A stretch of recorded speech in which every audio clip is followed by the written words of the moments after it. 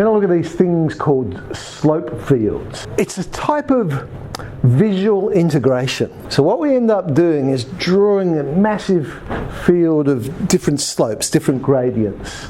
So a direction field, a gradient field, slope field, all the same thing, just different ways of calling it. Basically, for every point, we assign whatever the gradient is. We're going to find the slope field for dy dx equals this one, minus y on x. I've picked a whole heap of points there to find. And basically, you plug the point in and see what you get. So I know at the point minus 5, 5, it's got a slope of 1. And then you painstakingly work it out for a whole heap of points. There's all different values there. The asterisks were when it's undefined. Then at every one of those points, you draw a straight line, a little straight line, basically of that slope. There's the picture. And so that would be the slope field for that differential equation. So the thing is, all right, we might not know what that function is, but this gives us a bit of a clue. Because you look at the picture and you go, righto, this is what it would look like. So it seems to suggest it's hyperbolous. Maybe it's hyperbolous. Some constant over x would fit into that. Right? So there's all different possibilities that it might be. Now each one of these curves, you'll notice, we're saying, well, if I was to pick this point up here, I'm just going on the red curve here, and then this would be a tangent, this would be a tangent, and then we could draw the curve in. We just follow the slopes through the field to get the picture. Now, if it was a particular solution, so the example I've got here is 2, 2, it would be 4 on x. So it would be that particular one, the red one that I was just talking about. That would be the solution 4 on x. If I was to flip it, so now it's minus x on y, it would become that. So again, if we were just looking at that and thinking, well, what's that going to be? It's sort of suggesting that it looks like a circle. Again, if I follow the slope field, so I'll start at a particular point. Let's look at the green one this time. So I'm starting at the point 0, 1. Well, I know it's a horizontal tangent at that point.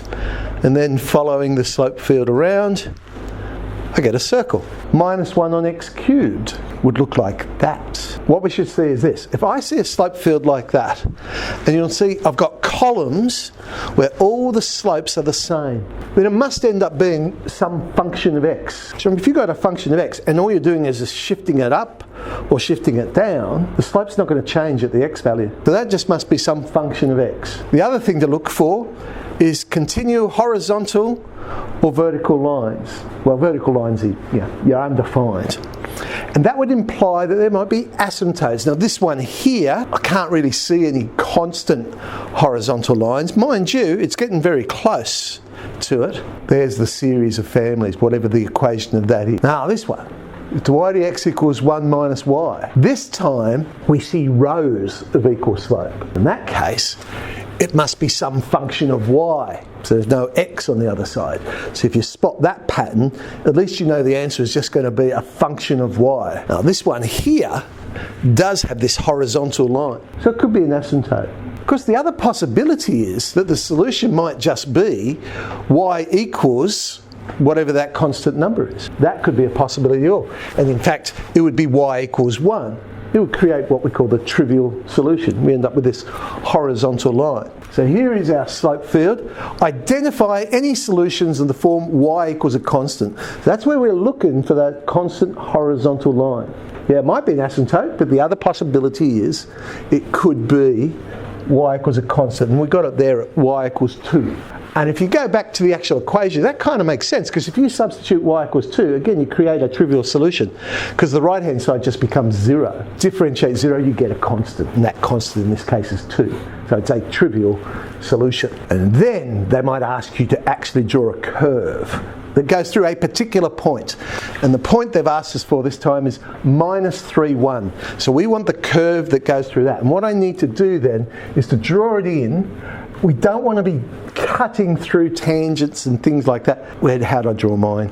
Hey, there we go. I know it's going asymptotic on the left here, but if I come out from my point going to the left, I just head towards, and I'm just following the slope.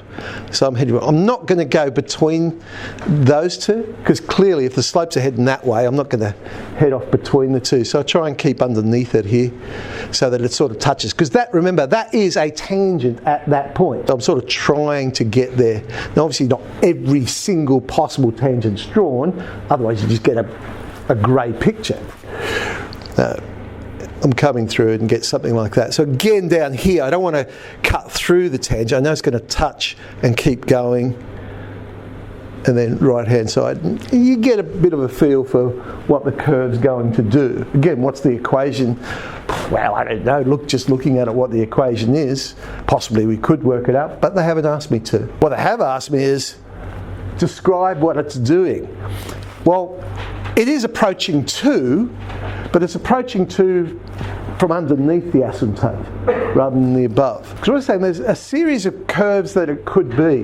There's a whole heap of curves that would be below the asymptote and go asymptotic. There's the trivial solution, which would go straight.